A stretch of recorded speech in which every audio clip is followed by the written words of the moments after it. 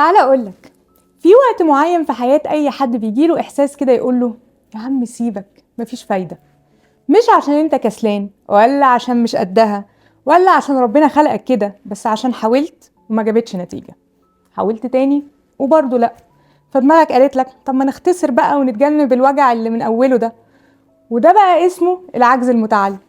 استنى بس ما تتخضش من الاسم، ببساطة يعني إنك تتعود على الاستسلام. لو عايز تعرف أكتر، أنا اسمي سلوى سالم، وتقدر تشوف الحلقة كاملة على تعالى أقولك. تعالى أقولك، سنة 1967 في جامعة بنسلفانيا عالم نفسي اسمه مارتن سيليجمان كان بيدرس حاجة غريبة جدا، ليه أوقات الكائن الحي بيبطل يحاول يهرب حتى لو الهروب بقى سهل. فعمل تجربة، قسم الحيوانات لمجموعتين، المجموعة الأولى كانوا بيتعرضوا لصدمة كهربائية خفيفة بس كان قدامهم زرار يدوسوا عليه القلم يقف، يعني اتعلموا إن لو حاولت في نتيجة. المجموعة التانية نفس الصدمة بس مفيش زرار، مفيش تحكم، مفيش مهرب، بيحاولوا يتحركوا يجربوا ولا حاجة بتتغير. بعد شوية بطلوا يحاولوا، مش عشان مش قادرين لكن عشان مفيش فايدة. مفيش فايدة من الكلام، مفيش فايدة. بعد كده نقلهم لمكان جديد، المكان ده كان سهل جدا، حط لهم مجرد سور صغير لو عدوه بنطة صغيرة القلم يقف. المجموعة الأولى أول ما حسوا بالقلم نطوا على طول وهربوا. طب والمجموعة التانية ما تحركوش، مع ان المرة دي كان المخرج قدامهم يعني وبسيط جدا، بس دماغهم خلاص اتعلمت ان المحاولة مش هتفرق، مش عشان مش قادرين بس عشان دماغهم خلاص اقتنعت ان المحاولة ملهاش لازمة. وده بقى اسمه العجز المتعلم. طب ده بيحصل لنا ازاي؟ واحد مثلا يقدم على شغل، طب ويتقبل؟ لا، بيجرب تاني برضو ما تقبلش، بعد شوية يقول هو انا اصلا مش بتاع شغل شركات يا عم. طالبة تسقط في امتحان، تحاول مرة تانية وتسقط تاني، المرة التالتة تدخل وهي مقتنعة انها هتسقط كده كده. شخص يدخل في علاقة ويتوجع، يجرب تاني يتوجع تاني، يقول انا نصيبي كده بقى خلاص. المشكلة مش في الفشل، المشكلة انك تبتدي تصدق ان الفشل ده تعريفك. تعالى بقى اقولك عن واحدة كان عندها كل الاسباب انها تقول خلاص. جي كي رولينج قبل ما تبقى مؤلفة هاري بوتر كانت ام مطلقة معاها طفلة وعايشة على اعانة من الحكومة ومكتئبة.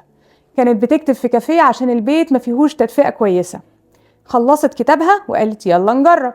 كتابها اترفض مرة 2 3 لحد ما 12 دار نشر قالوا لها لا. 12 مرة حد بيقولك مش شايفينك. هنا بقى اللحظة اللي الناس كتير كانت هتقول فيها واضح جدا ان الرسالة وصلت خلاص، بس هي ما صدقتش الفكرة، كملت.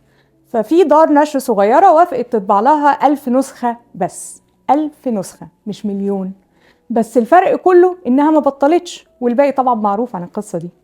الفشل مش المشكلة، المشكلة انك تقول انا كده. لما تقول المحاولة دي فشلت ده طبيعي، لكن لما تقول انا فاشل انت كده بتحط نفسك في قفص. يا فاشل يا فاشل يا فاشل يا فاشل.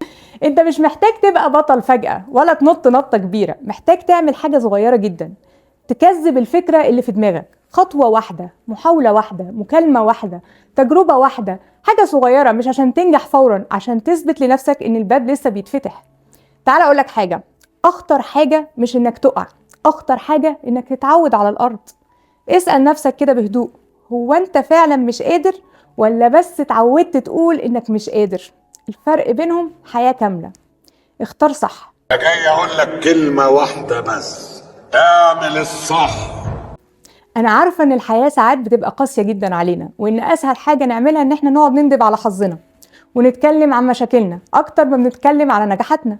يمكن عشان خايفين نتحسد، يمكن عشان الاحباط اسهل، بس ده مش معناه نستسلم ولا معناه ان احنا نبطل نحاول. حاول مرة واتنين ومية لحد ما تنجح، لحد ما تفرح، لحد ما تطلع قماش.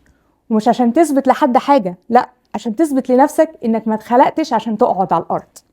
لو الفيديو ده لمس حاجة عندك اعمله لايك، ولو حاسس ان حد ممكن يحتاج يسمعه ابعتهوله، ولو لسه ما اشتركتش اشترك عشان الحكايات اللي جاية اعمق حبتين. واكيد سيب لي تعليق من قلبك، احب اسمع رأيك دايما.